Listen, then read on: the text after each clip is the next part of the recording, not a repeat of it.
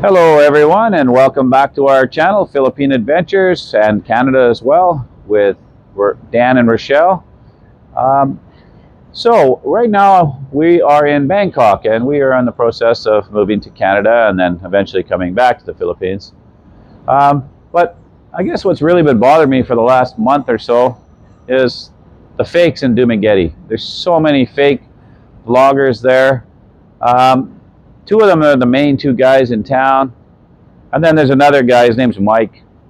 He's a fake as well.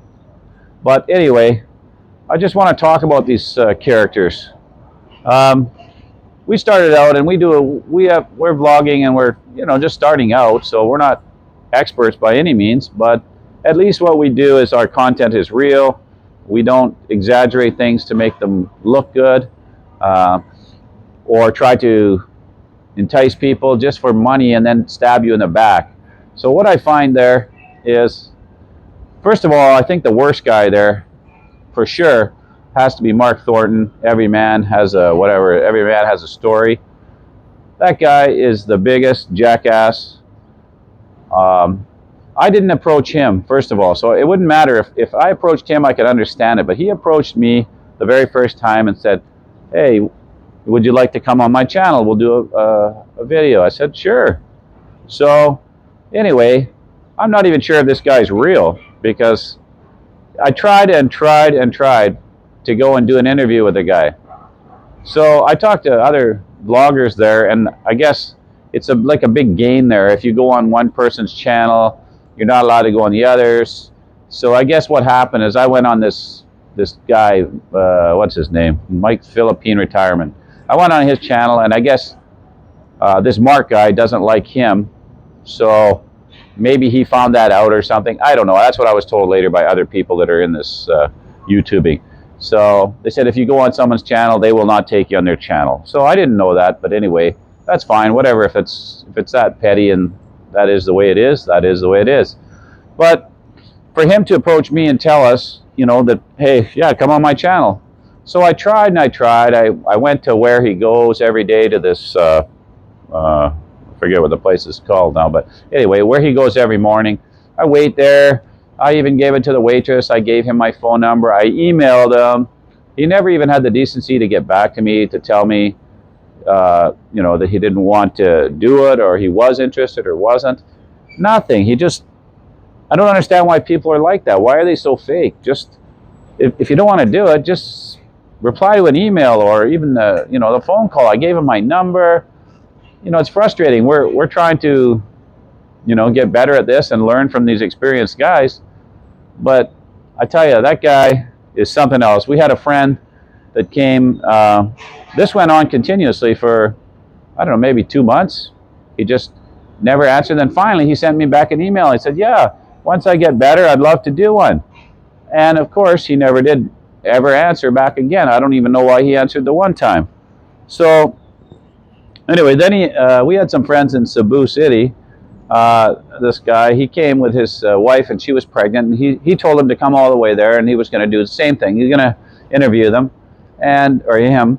So he goes, and they take a bus. His wife's pregnant. They go all the way from Cebu, 7 hours, to go meet Mark, and Mark doesn't show up.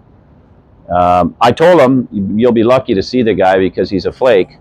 And sure enough, that's what happened. He screwed him over. These guys went all the way there, riding a bus, pregnant, the whole works. So it was a waste of time. So anybody that's hoping to meet this guy, every man has a story. I don't know if he just likes certain guys or what his deal is. To me, he's an ass. I don't know. I don't know him personally.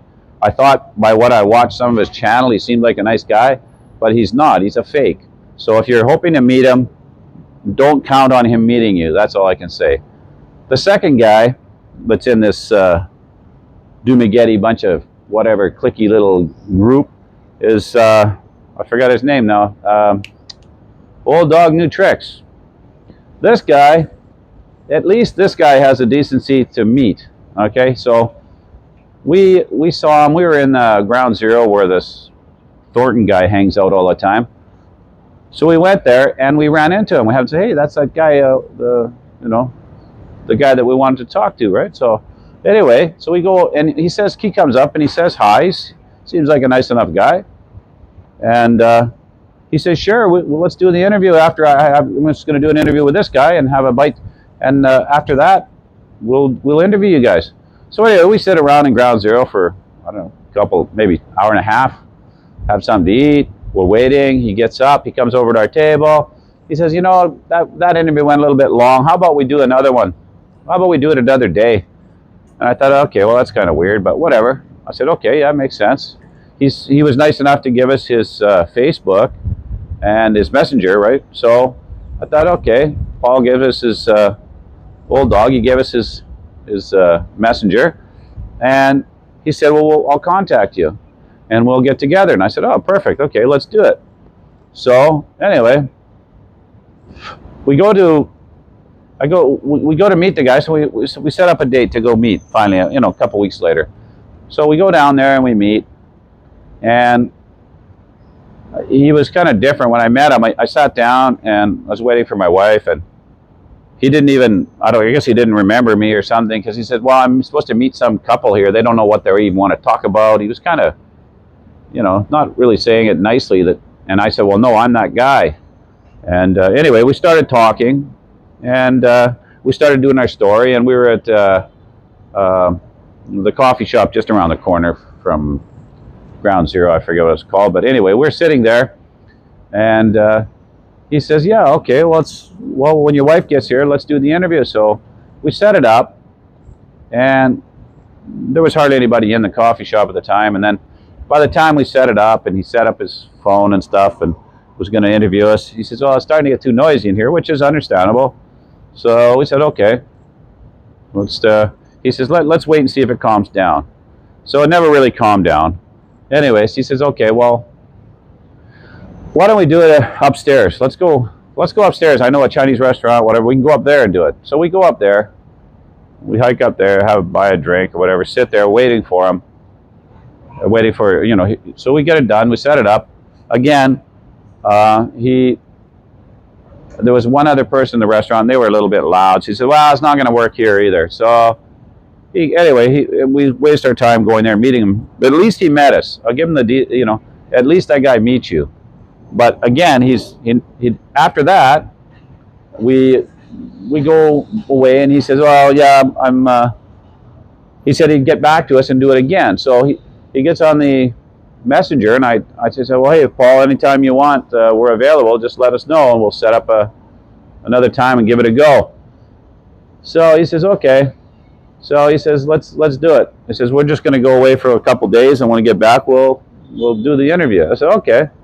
So anyway, this went on, and he never did. He decided when I texted him back, he just decided never to answer me again. So I thought, well, these guys can't all be fakes. Like, I don't know what their deal is or what they want in an interview, or like